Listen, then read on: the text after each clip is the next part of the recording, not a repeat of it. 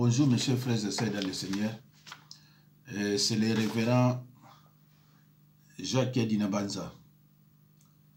Juste pour vous prêcher la bonne nouvelle de l'évangile. Et cette bonne nouvelle de l'évangile est intitulée La malédiction à travers les cadeaux. C'est une continuité de notre thème précédent, intitulé peut-être la source de mes problèmes, peut-être la source de mes souffrances est une malédiction non brisée. Mes chers frères et sœurs dans le Seigneur, dernièrement nous avions parlé de 3 types de malédictions. D'abord, les malédictions de Dieu. Deuxièmement, les malédictions de Satan et ses serviteurs qui ont le droit, n'est-ce pas, de maudire. Troisièmement, les malédictions de Satan et ses serviteurs qui n'ont aucun droit de maudire. Alors, mes chers frères et sœurs, j'ai bien précisé dernièrement que les 2 premières catégories de malédictions peuvent être brisées seulement par la repentance de péché ayant provoqué la malédiction. Et la 3e catégorie peut très facilement être rompue au nom de Jésus-Christ. Par là, nous avons essayé de parler des enfants d'Israël qui ont désobéi. Et après, nous avons pris un autre exemple de Saoul qui était béni par Dieu et ensuite rejeté. Parce qu'il s'est rendu coupable d'infidélité. Saoul s'est rendu coupable d'infidélité. Il est parti consulter la personne qui invoque les esprits. Alors, Saoul, qui était béni par Dieu, qui était le premier roi d'Israël, mais rejeté suite à sa désobéissance. Mes chers frères et sœurs, dans le Seigneur, la Bible nous enseigne que le royaume de l'ennemi est fondé sur le principe de la compétition. Nous ne sommes pas, frères et sœurs dans le Seigneur, dans une bataille physique contre d'autres personnes. Mais nous sommes dans une bataille spirituelle qu'on ne peut gagner que par des moyens spirituels. L'ennemi nous voit, mais nous ne le voyons pas. C'est pour cela, mes chers frères et sœurs dans le Seigneur, Dieu a mis à notre disposition des armes spirituelles pour combattre nos ennemis. Ephésiens 6, 14 à 17. Mes chers frères et sœurs dans le Seigneur, l'Esprit du Seigneur est sur moi parce qu'il m'a oint pour annoncer une bonne nouvelle aux pauvres. Il m'a envoyé pour guérir ceux qui ont des cœurs brisés et proclamer aux captifs la délivrance et aux aveugles le recouvrement de la vie. Luc 4, 18. Mes chers frères et sœurs dans le Seigneur, je trouve juste ce que j'affirme soit examiné à la lumière des Écritures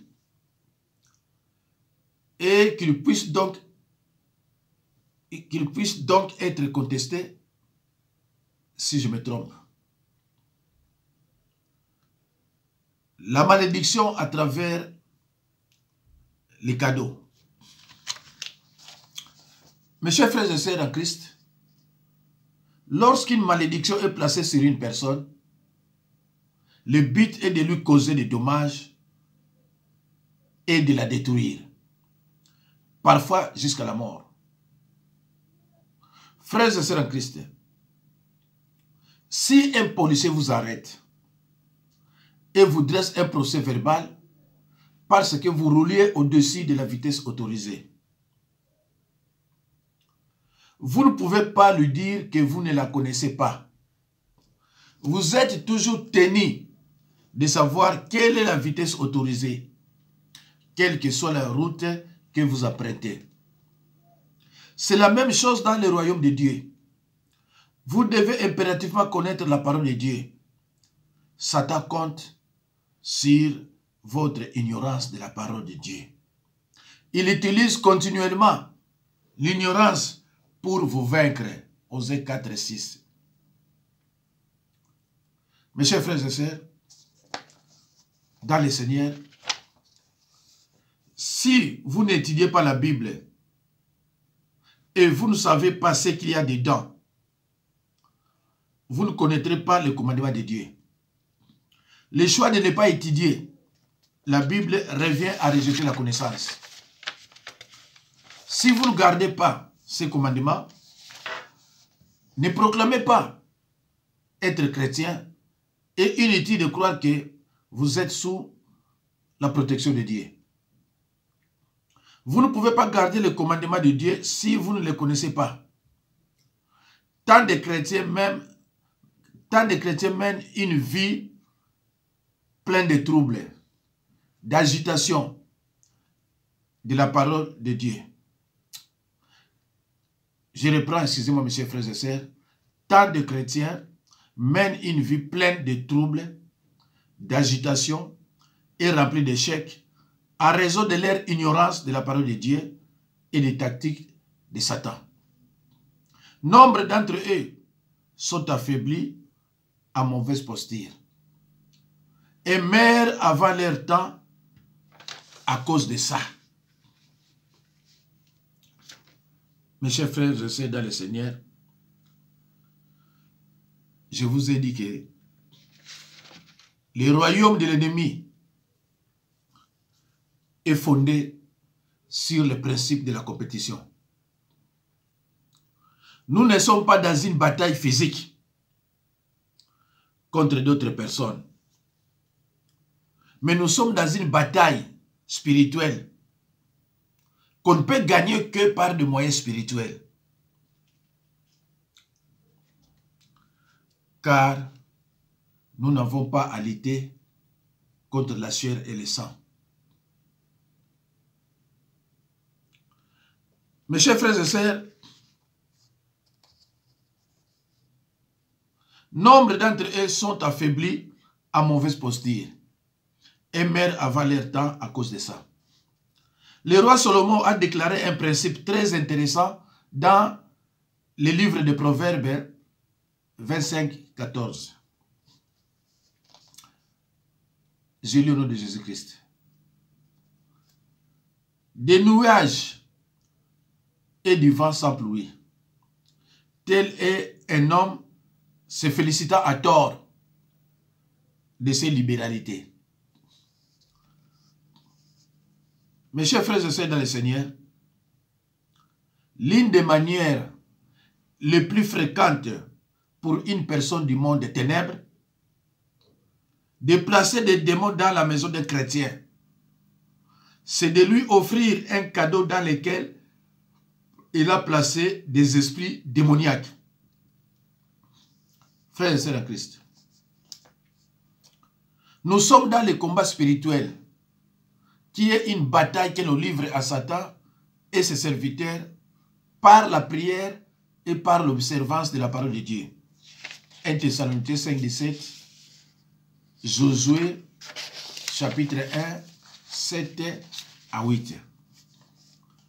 Parfois, il jettera une malédiction sur l'argent, puis il les donnera à quelqu'un.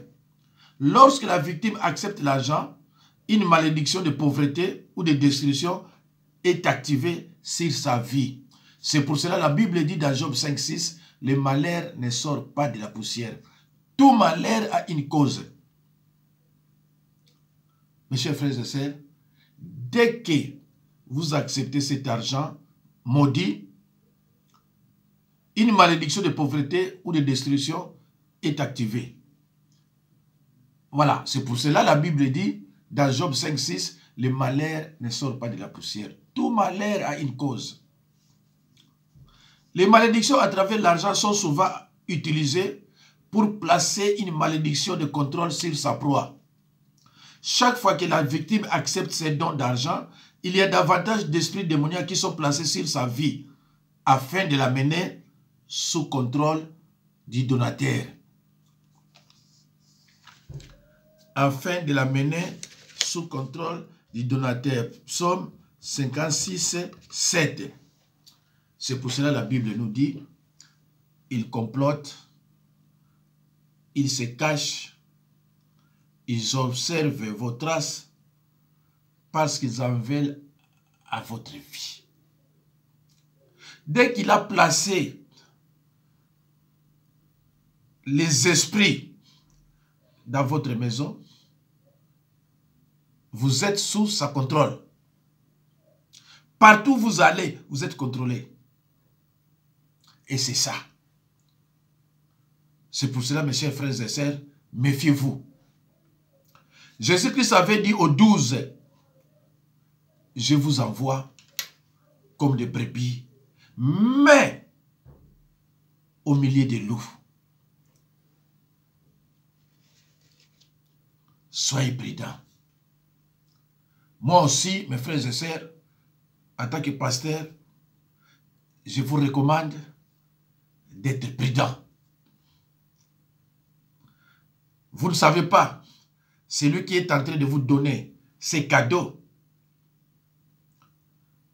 vous ne le connaissez pas très bien.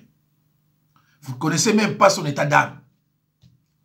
Avant qu'il se présente devant vous ou bien chez vous, il s'est préparé en conséquence. Il ne vient pas par hasard, mais il s'est préparé en conséquence.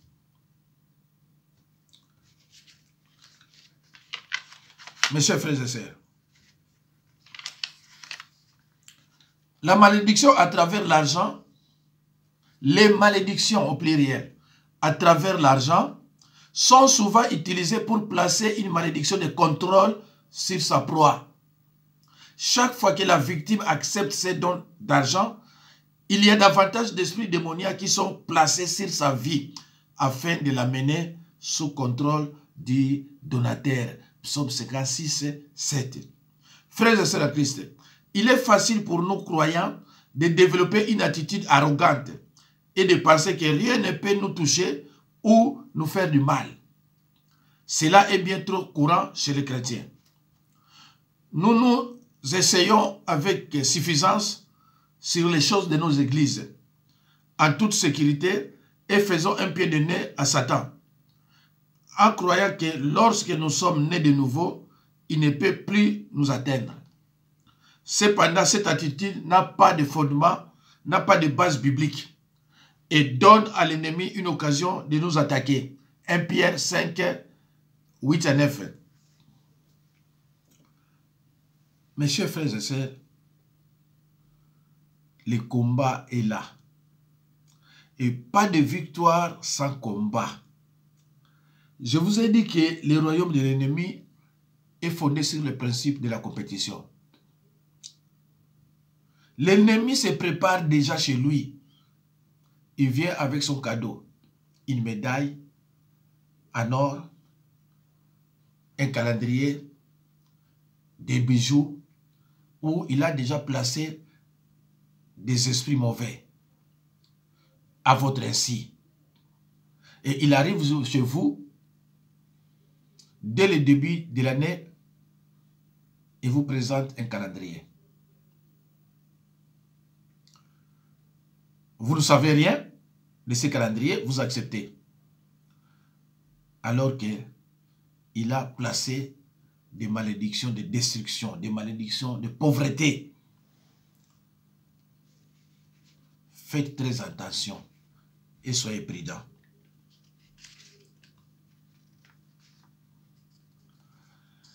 Lisons dans 1 Pierre 5, 8 à 9.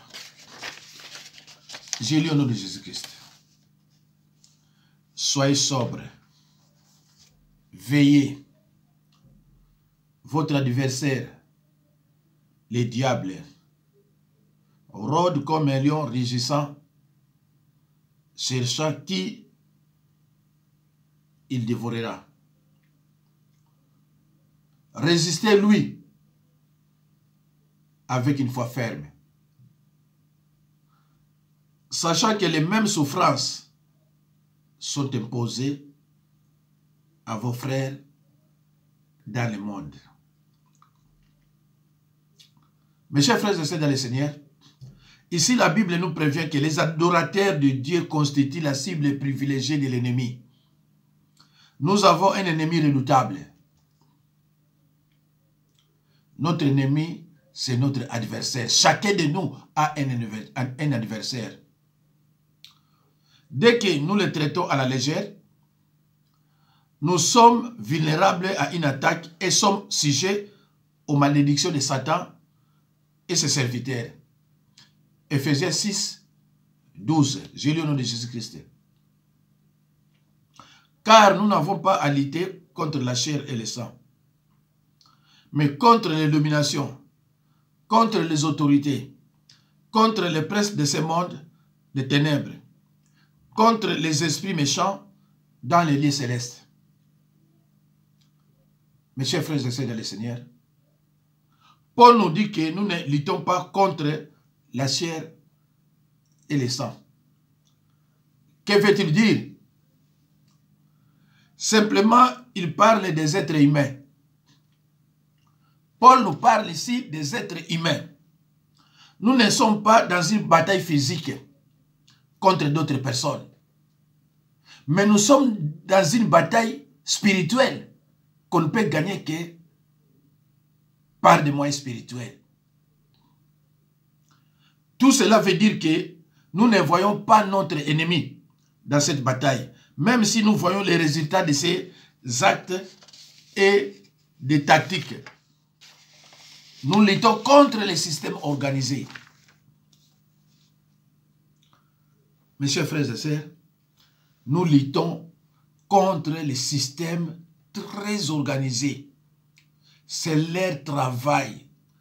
Faire du mal à quelqu'un, c'est leur travail. Bien que nous considérions ce travail comme étant un travail rigolo, mais c'est leur travail. Nuire, tuer, nous détruire, c'est leur travail. Donc, nous luttons contre un système organisé. C'est pour cela qu'on dit le royaume de l'ennemi est fondé sur les principes de la compétition. Vous êtes devant une femme que vous ne connaissez même pas. Vous êtes devant un monsieur que vous ne connaissez même pas. Faites très attention. Peut-être il est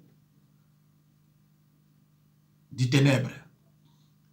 S'il y a du ténèbre, mais cette phrase en pratique, que le royaume de l'ennemi est fondé sur le principe de la compétition. Nous luttons contre un système organisé.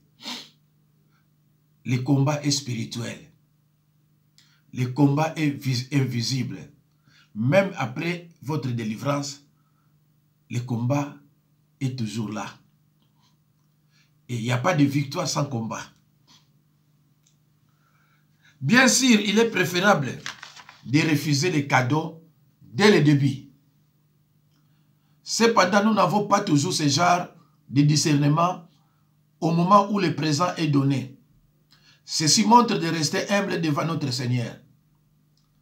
La meilleure arme que nous avons contre ce type de malédiction est l'humilité. Acceptez le fait que vous n'êtes pas parfait et que vous pouvez aussi être trompé. Nous devons continuer à faire totalement confiance au Seigneur afin qu'il nous révèle toute tromperie. Si nous devenons orgueilleux, il peut ne pas le faire. Chers frères et sœurs, rien ne peut briser notre fierté aussi rapidement que le fait de savoir que nous avons été trompés.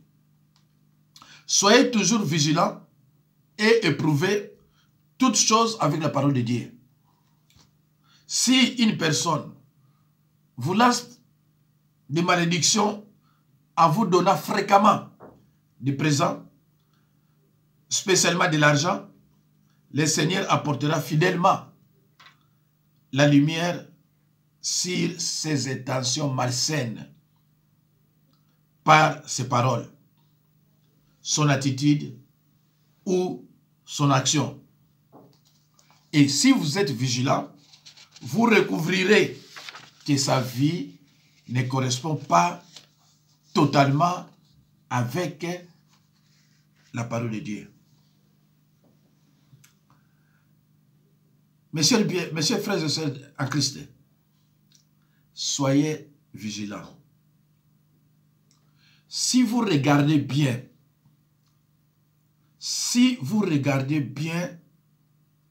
la personne qui vous donne des cadeaux, essayez un peu de voir si sa vie correspond totalement avec la parole de Dieu. Regardez un peu. Est-ce que la vie de cet homme qui me donne fréquemment des cadeaux maudits, répétitifs, est-ce que sa vie correspond avec la parole de Dieu? Ce n'est pas le fait de dire Jésus, Jésus, Jésus, que sa vie correspond avec la parole de Dieu. Mes chers frères et sœurs, nous n'avons pas à lutter contre la chair et le sang. Nous luttons avec les systèmes, contre les systèmes très organisés. Le royaume de l'ennemi est fondé sur le principe de la compétition. Soyez très vigilants, mes chers frères et sœurs, dans le Seigneur.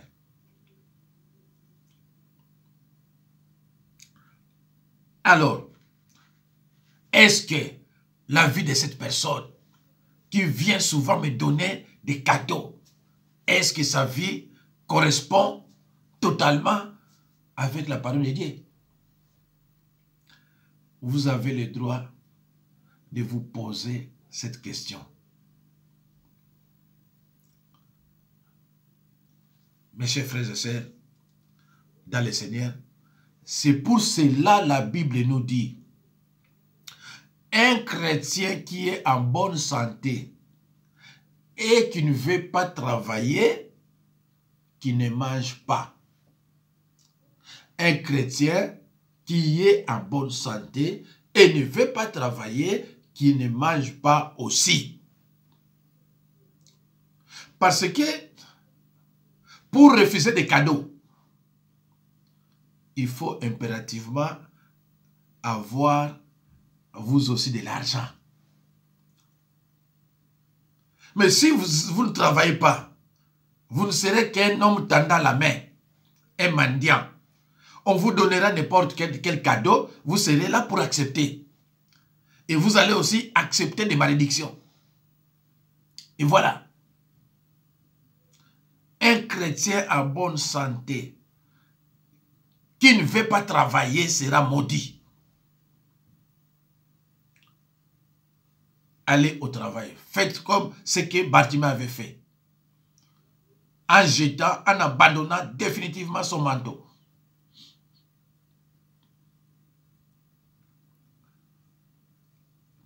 Mes chers frères et sœurs dans le Seigneur, une fois que le Seigneur nous montre les problèmes, nous choisissons généralement de nous débarrasser du cadeau. Et pourquoi pas de cet individu? Si le présent n'est pas un objet fabriqué spécialement pour le service de Satan, il peut être oint et purifié. Et la malédiction brisée au nom de Jésus-Christ. Cependant, nous pensons fortement que la seule solution à des cadeaux répétitifs est de les refuser. 1 Jean 2:15.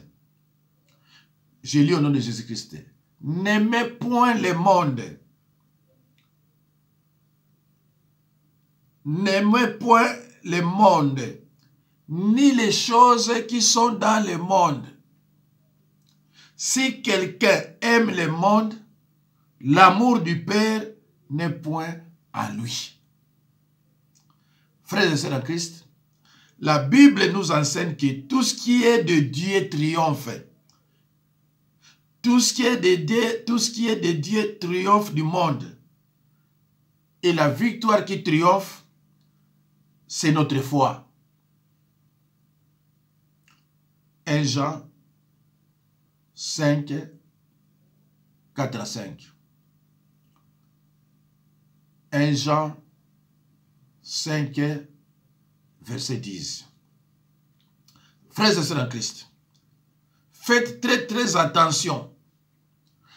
Je le répète, le royaume de l'ennemi est fondé sur le principe de la compétition.